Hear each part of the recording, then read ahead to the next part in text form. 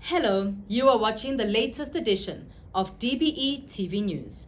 You can watch this bulletin every Friday on DBE TV channel 122 on OpenView at 12 p.m. and on the Department of Basic Education's YouTube channel. Remember to share the link with your friends, family, and those in your circles. Welcome. I am Tsegohatso Moagi. In our top stories this week, the KwaZulu-Natal Education Department releases a report on systematic racism at Grosvenor Girls High School. The Gauteng Education online admissions for grades 1 and 8 will begin on the 22nd of July. The COVID-19 vaccine campaign heads to Mpumalanga. A 17-year-old Northwest learner is congratulated for receiving the top prize at the International Festival of Engineering, Science and Technology. Let's start here. The Basic Education Department is expecting a delegation from Kenya as the two countries strengthen the partnership within the education sector. The visit is to monitor the implementation of the signed agreement in education. Now, the areas of cooperation include ICT, curriculum, and Kiswahili. The delegation will participate in a week-long program from Monday, the 18th of July, and will visit various sites to observe the work that has been done. The Department of Basic Education South Africa will be hosting a high-level delegation from the Republic of Kenya next week from 18 to 22 July. The delegation will be led by the Principal Secretary, which is an equivalent of a DG here in South Africa. Our Director General, Mr. Mweli, will be hosting this delegation. The purpose of the visit is to review implementation of our cooperation with Kenya, which was signed by our minister and her counterpart in 2019. As part of this cooperation agreement, we have agreed to work together in different fields of basic education, including ICT in education, teacher development, assessment, research, and information management, among other things. What we hope to achieve with the visit is to take stock of how far we have gone in implementing this cooperation. That is one. Two is to expose our delegation to the South African system of basic education, how it is structured, what our priorities are. We'll also take the delegation to different schools and science centers for them to have a physical feel of the system. Part of the cooperation that we have with Kenya is on implementation of learning and teaching of Kiswahili in South Africa. As you know, our ministry has announced that this subject can be offered as an optional language in our schools, and we have identified several partners across the African continent and also some organizations from within. And one of them is the Ministry of Education in Kenya, as Kiswahili is a widely spoken language in Kenya. So we will be having some discussions with them in terms of how we can work together to develop this language in South Africa. The KwaZulu-Natal Education Department has released a report into alleged racism, mismanagement of funds and nepotism at Grosvenor Girls High School. This follows a protest by angry parents at the school gates when MEC Kwazim Shengu went to visit the school earlier this year. Learners at the school have accused the principal and some teachers of racism, and so an investigation ensued. The report, compiled by a panel led by Advocate Vusi Kuzwayo, found that racism at Grosvenor Girls High School is systematic, structural, and that white authority dominates all facets of the school. The report lists instances where the principal used derogatory, discriminatory, and dehumanizing language when dealing with race-related issues. According to the investigations, the principal has told teachers to recruit more white learners because the school belongs to white learners. There were other findings relating to financial mismanagement of 3.4 million rand at the school and the irregular appointments of some of the staff. In the instance of all employees who are found to have been employed without meeting basic requirements and any other specific requirements for the post, their services should be considered for immediate termination. The service agreement between the SGB and Ms. Kavita should be terminated with immediate effect. Similarly, the irregular appointment of Mrs. Getz should be terminated with immediate effect. The principal and Mrs. Bridgeral should be held liable for all funds paid to employees or to any employee who will be found to have been employed into a position without meeting the basic requirements, and that the principal must be charged with misconduct for infractions relating to racism, irregular appointments of employees, and financial irregularities. The report leaves no room for doubt that its findings and recommendations are based on credible, verifiable evidence tendered by various people. In this situation, I have decided to accept all the recommendations by the panel and have referred the report to the HOD for full implementation. I have also directed legal services to lay a complaint against the principal with the Human Rights Commission. Mshengu has now requested that a commission of inquiry be established at a provincial level to look into racism at all schools within KwaZulu-Natal. The report has also been forwarded to the Premier of the province, Premier Zigalala, with a strong motivation that it should be used as a motivation for the appointment of a commission of inquiry into racism in schools within the province. Such a commission will assist us to uncover other financial sufferings and to develop norms and standards to prevent racial abuses in our schools.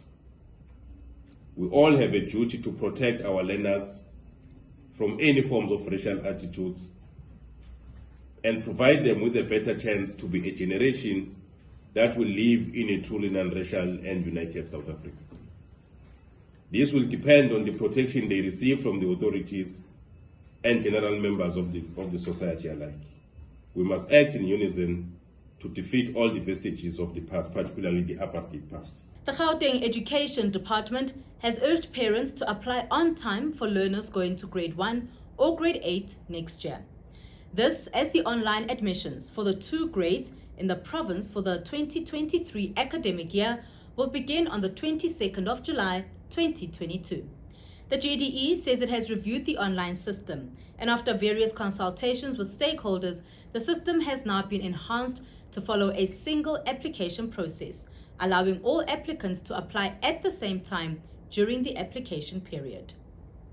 The department has urged parents of learners in grade R to also apply, even if it will be at the same school. The grade Rs, all grade Rs that are in different institutions or even schools will then have to apply online, meaning that all children that are turning 6 on the 30th of June 2023, all of them do qualify. The system has been enhanced to make sure that when you submit documents or upload rather, the schools will be prompt to make sure that they verify, because we received complaints that verification of documents is a problem. And the boarding schools will open their process on the 1st of June. If you need boarding, you need to interact with those schools directly. The provincial department is hopeful that the system will work smoothly with all the changes that have been made. In addition, the system has been enhanced that when you apply, the language of teaching and additional language will be applicable on the system. You'll see that this is what you need to choose. And the other thing, we have made sure that schools of choice are available at all times, meaning that There's no school that is going to disappear from the system, meaning that parents will be in a position to apply at those schools during that process. The only challenge that we have that we must raise is capacity. It does not mean that when you apply to a school, you are guaranteed that you're going to get space there. So those are the things that we really need to understand as parents. The walk-in centers will be available. Parents, or those that are not in a position to apply, they will then be allowed to go to those schools or the identified districts, and all those centers will be publicized so that we know where to go for such applications. The uploading of documents is quite key. If you are not done with the process, the system will also, remind you through an SMS that you need to complete by making sure that you upload those documents. The application period will close on the 19th of August 2022. To apply, visit gdeadmissions.gov.za. Stay tuned. After the break, we hear more about the School Sport Winter Championships that were held in Gauteng. Research is showing that NSFAS supporting students on average are performing better than non-NSFAS supported students, which is also something that is very important because it says this almost complete wraparound program by government of NSFAS students is become very important. Also, the change from NSFAS being a loan to being a bursary has also made a very big difference because it has now even opened access to students, even in those institutions that were unaffordable in the earlier phase of NSFAS. Universities that have been more expensive, like University of Cape Town, Stellenbosch, Wits University, Pretoria, there's been a huge increase of the numbers of black students from poor families directly as a result of NSFAS and the kinds of difference that it has actually made. I am a nurturer, like you. Real men stand against gender-based violence. I get hurt, like you. If I am a victim of violence, I too will not be ashamed to report violence and abuse. I hate it when someone violates me, like you. In a violent situation, there is power in walking away. I will not take part in fights at school. All I want is to feel safe, to feel loved, and to be free to show love, like you. I cry when I'm hurt, because to feel is to be human. I pledge to be more open about my emotions. Make it part of the new normal for young boys to be nurtured and loved, to freely express themselves and to show love in a safe, inclusive way. We have different gender identities, but first, we are human. If you need assistance to help your child, contact Childline on 08000 55 555. The Basic Education Department will be releasing the results for the May-June exams in August.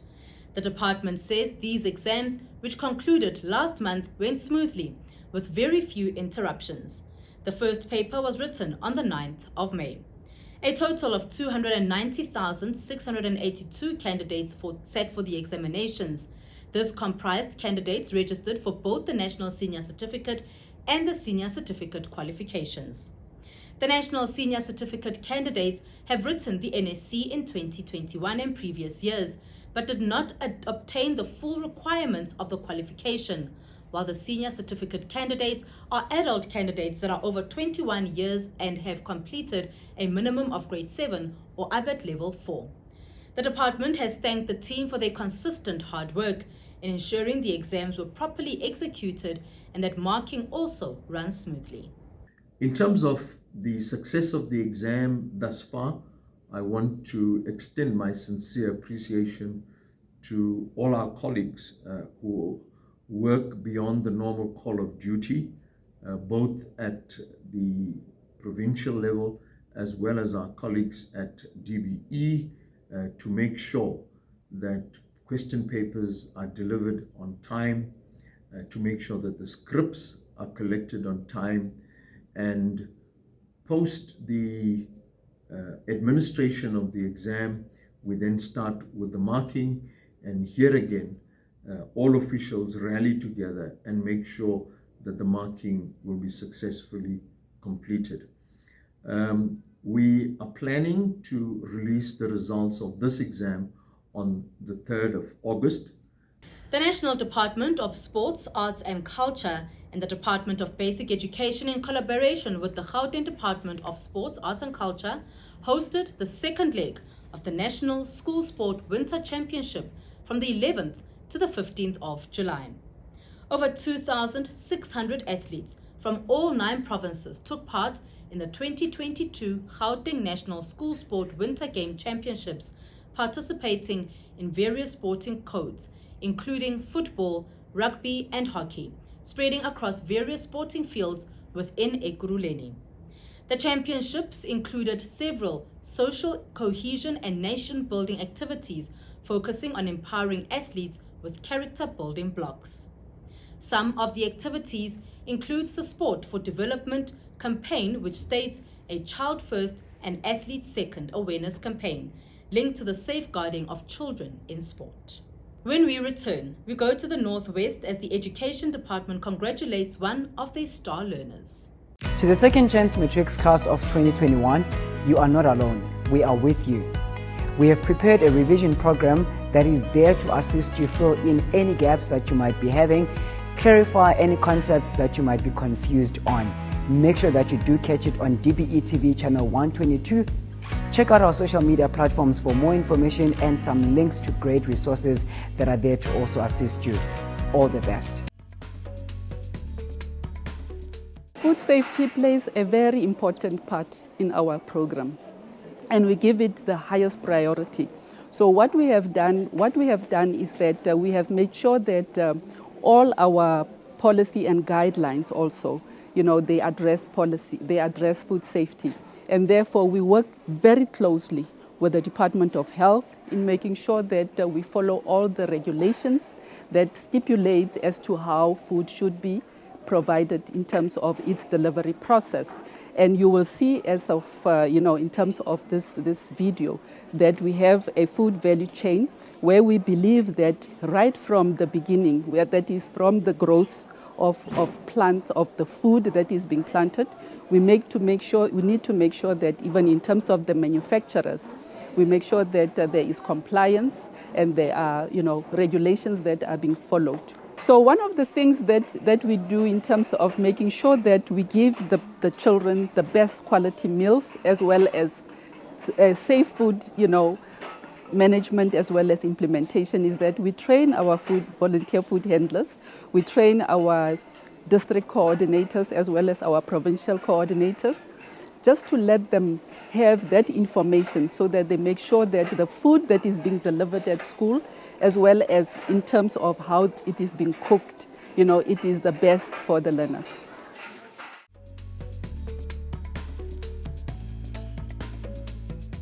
The National Department of Health, together with the Demand Acceleration Task Team for Vaccine Uptake from Right to Care, conducted a COVID-19 vaccine campaign at various municipalities in Mpumalanga.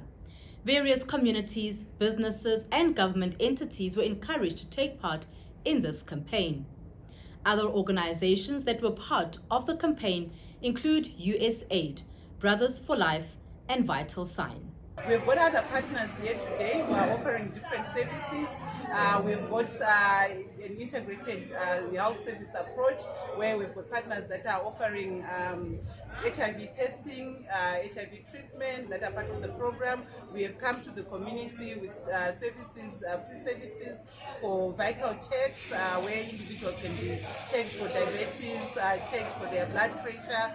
We are also here with the VMMC team from Right to Care. We do have a team that is actually also working quite closely with the main sector through the government communication and information system that are also here today. We have our community leaders who have been able to address the community about COVID-19. We are working with a number of radio stations that broadcast to the local communities to ensure that our communities are protected against COVID, they are protected against HIV, and that we are actually offering and we are able to market the fact that we are offering services services for free. One of those who were in attendance explained why she decided to take the COVID-19 vaccine.